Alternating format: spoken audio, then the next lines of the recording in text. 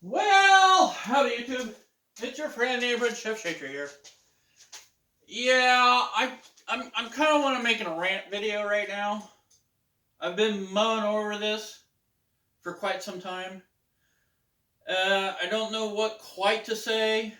I want to piss off a lot of people, but yeah, I don't want to piss off a lot of people because I want people to watch my channel. I don't know what to say. I don't know how go about doing this. But anyways, let's do it. Let's get into this. I want to rant a little bit. I want to talk to them people out there that think that you have to have the best tools in the business to do your job. I've been in this business my whole entire life. I'll be 52 years old in April. Okay? My dad was a mechanic. My dad let's just say my dad started as a professional mechanic in 1954. He graduated high school in 1952. Became a professional mechanic in 1954. So in the time that he was a mechanic, he started at a Buick garage. He went over to Korea. He worked on everything the Army had to offer. And the Army, the military wanted to keep him. That's how good of a mechanic he was. But yet, he came back home. He told them he didn't want to stay there. He wanted to come back home and work on cars. He wanted to build race cars. That's what he did. That's what he wanted to do. That's what his passion was. And I'm telling you what, he probably built some of the best cars that he could afford. You know, back then you couldn't afford a whole lot. And he built some of the best cars that he could race with. And that's where I'm trying to come to. That's what I'm trying to point across to. My dad built cars with what he had. He didn't have a whole lot of money, so he built what he wanted. It's just like with me. I build, I work, I fix what I have. I don't have but a little tool cart, a 4-drawer tool cart. That's all I have. My dad, I'll show you his toolbox. My dad's toolbox is right here in the garage. You know, my dad built this house with the idea of working in this garage. This little garage right here had more work and jobs than most of the big shops had. My dad was an excellent mechanic.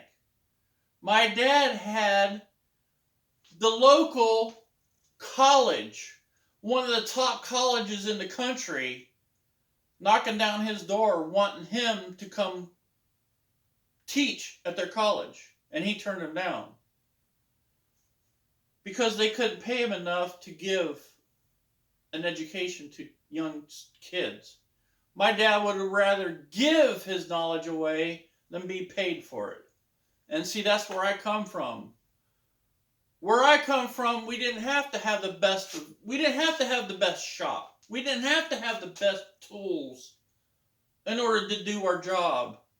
We did with what we had. And that's that's my rant. I see these guys on YouTube saying, "Oh, you've got to have snap-on tools. We use our tools every day, so we have to have snap-on tools." I use my tools every day. I make my living off working on cars. I've made my living my whole entire life off working on cars with tools that I have in my tool cart here. I've got chrome sockets. They're cheap chrome sockets. I paid $125 for a full set of quarter, 3/8, and half-drive sockets. $125. Snap-on? You're looking at $1,000 easy for a set of Snap-ons. I paid $125 for my whole entire set.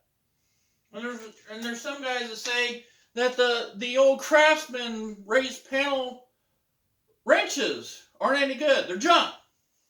Oh, the old Craftsman wrenches are the junk. You gotta have Snap-on. You gotta have the Mac precision, blah, blah, blah, blah, whatever. You got to own them. I tell you what, right here in my drawer, the best wrenches I've ever owned. A set of Craftsman raise panels. That, personally, is the only set of wrenches I've ever owned. The best set of wrenches I've ever owned. They're not junk to me. They've made me money.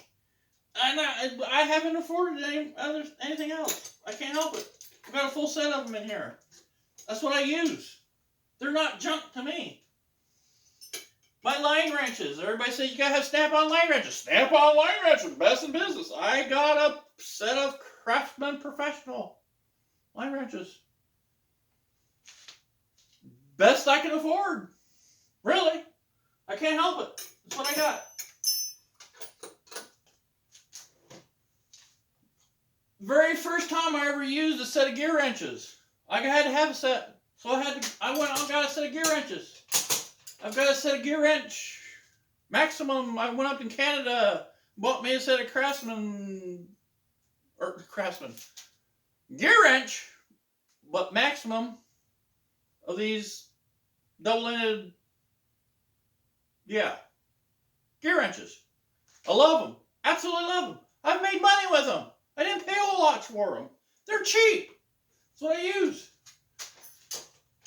Now, I do have a few ratchets that I'm proud of. I mean, I do have a couple snap-on. I've got a snap-on half drive.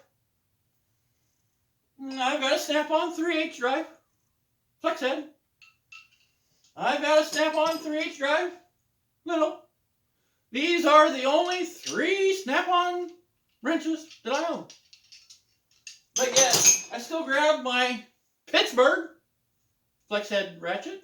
Now I have to admit, I have broken it twice. I broke it here once, and I broke it here once. Only because I was stupid.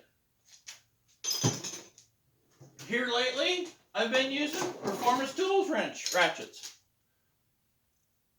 Performance Tools ratchets. Here's the half drive ratchets, 24 inches long. This ratchet right here, you're looking at almost a little over $200 through Snap-on. This ratchet here, $40. This ratchet here, non-flex head. This is a flex head flex head. What do you want to call it? Locking flex head, $40. This one here, $35. I'll use it. I'll use it every day. I'll use it every day. Don't bother me none whatsoever. That's where I come from. I will use my tools the way they are. Just like with Kinetics pliers. These are the best pliers I've ever owned right here. Now, I watched a guy that did a video about the new Snap-on needle nose pliers, the LN47s or what the heck they are. I made a comment. I said, one guy made a comment, said that notice he said $61 was a cheap set of pliers. Okay, this guy was ranting about a set of $61 pair of Snap-on pliers being cheap. And I made a simple comment saying, I'll stick to my $10 little pliers. You know what his comment was? He made a comment on another comment that I made a comment on, saying, well, you better stick to your poor man's mentality. Poor man's mentality? All right. I've done more in my life than that guy will ever do in his life with his $61 pair of Snap-on pliers. I'll keep with my $10 pair of pliers. Just like right here. Right here, I went to Canada and bought a set of Mastercraft pair of pliers. Needle nose. These are probably some of the best pliers I've ever owned. I've never owned a good set of needle nose pliers. I've had cheap sets. I've got the Cummins Tools pliers that I've ever had. I've got the old I've got channel lock screwdrivers. I mean, I don't have the expensive screwdrivers. I don't have the expensive tools. I've got a couple snap-on ratchets that I really don't use anymore. I'll grab the cheap ratchets before I grab the good ratchets. Then with the Milwaukee stuff anymore. Milwaukee this, Milwaukee that. Oh, you gotta have Milwaukee. They're the best there is. I'll tell you what. I'll take my Craftsman and put them up against anybody. I don't care. My Craftsman half drive. Don't bother me none. I don't care. I'll show you my dad's toolbox. This shop, my dad built this house. Specifically worked out of this shop. He built the house, and he built the shop as big as it is because he wanted to work out of it. And my dad, he worked at a Ford dealership. He came back from Korea. He started the Ford dealership in 1959, okay? From 59 to 73, he worked at a Ford dealership. He got ousted out of his manager spot that he had at the Ford dealership. He went on and worked at the Ford Lime engine plant, okay? 1973. So my dad's toolbox has been sitting in the same spot since 1973. And I'll show you. This toolbox has been sitting in the same spot since then. You can see, we'll pan around the shop here real quick. But right there, my dad's toolbox. An old 1950s Mac bottom. I think the top was 1970s top. 26-inch Mac toolbox. I'll have to do a tool tour on that one day. I did want to do a tool cart tour. I wanted to do a toolbox tour while my dad was alive, but now he's gone, so I won't get a good tour of it. But I'll do the best I can with it. But that's my dad built cars. My dad built race cars out of that toolbox. My dad built championship race cars out of that toolbox. He didn't have to have the best of tools. You can see around around his shop here. You know, there's an old distributor machine. Right there's a valve machine, grind valves. He had a seat grinder down here in the base, in the bottom. He old craftsman bench grinder. That's all he had. And he didn't have the biggest. He didn't have the best of tools. I mean, he's got some good tools in here. But for the most part, you know, he had snap-on wrenches. His wrenches are snap-on. But for the most part, he had a little bit of everything in here. He didn't have a whole lot of ratchets. Didn't have a whole lot of extensions. But he built some of the best money could buy. He built what he wanted. And that's what I want to get across to people out there. You don't have to have the best of tools to work on cars. You don't have to do it.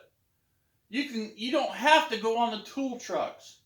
You can go buy a $125 set of tools like I did and work just as much.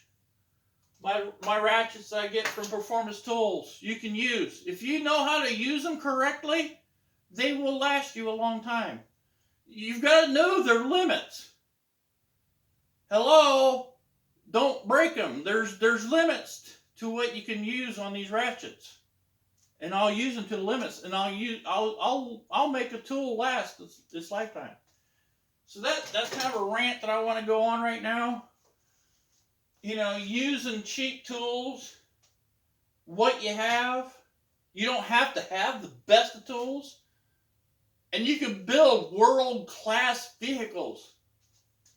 My dad was the type that if you came in this shop and you wanted to work, he would teach you whatever you wanted. You could come in his shop, he would do an interview with you, he would ask you, well, what kind of tools you have? What do you have? If you came in here with a bag full of tools, even a garbage bag full of tools from Harbor Freight or wherever, he would hire you. If you came through this door with a $100,000 snap-on toolbox, my dad would look at you and laugh. He was like, whatever, dude. Hit the road. That's what my dad would do. There's a difference between guys that have the snap-on tools and the guys that have nothing. The guys that have nothing will work their asses off, just like I have. I have worked my ass off for what I've had. And what I do have. I don't have nothing.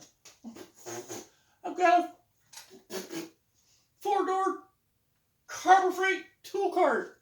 I have nothing. I don't have nothing extravagant. Just like my dad. My dad didn't have nothing extravagant. My dad was 88 years old and still had the same old toolbox he had from 1960s, 50s, whatever, however old it was. And you guys saw the toolbox he had down in Florida. He had a little Kennedy toolbox with a bunch of little cheap tools in it. But yet he built some of the best vehicles out there. He built, and he didn't let his tools dictate what he built. It's what he did and how he presented what he did dictate what he knew about vehicles. My dad was probably one of the best mechanics on this planet. Bar none. I can't tell you. I don't care who you are, what you say. My dad was probably one of the best mechanics on the planet. He was very good at what he did. But yet he didn't have to have $2 million worth of tools to do what he did. He had a 26-inch Mac toolbox. That's all he ever had. Just like me. I've got a 30-inch Harbor Freight toolbox with $5,000 worth of tools in it. I challenge anybody out there. I don't care what you have. You can bring in a $100,000 toolbox full of snap-on tools. You drag it in this shop. I'll show you how to use them tools. And I'll show you, and I'll prove it to you, and I'll make you look like a fool. I will make you look like a fool with your $100,000 tools with a $5,000 set of tools that I have here in my tool cart. My raised panel Craftsman tools, my raised panel Craftsman wrenches will do the same job as your snap-on. Don't bother me none. I don't care. Bring them on. Bring them out. I'll do it. But yeah, this is what I wanted to say today. I've been wanting to make this rant video for a while. I've been thinking about it. I want to stress people out there that you've got to be humble. You've got to be humble with what you've got. You can't start out big. My dad wasn't big. We wasn't big. We didn't have nothing. We had this little shop, what we worked out of. My dad has put more pistons in vehicles than anybody on the planet. I can guarantee that. I'll guarantee my dad put more pistons in engines than anybody else has had on this planet in their lifetimes. My dad worked at the Lime engine plant. He put 600 pistons in a night at that plant, and then came here in this shop and put pistons. There's motors that my dad rebuilt in this shop. My dad's built thousands of motors that he built with cheap tools, with what he had. Not necessarily cheap tools, he had snap-on, but with what he had. He didn't have to have the extravagant setup. He just knew he just knew his stuff. Knew what he had to have. So I wanted to make this rant video. Make people. I want guys to think out there what they're doing, what they're pointing across to people. These young kids out there that maybe possibly want to get into the business and see the price of tools and how much it costs to get into it, to work on vehicles. They're scared of it.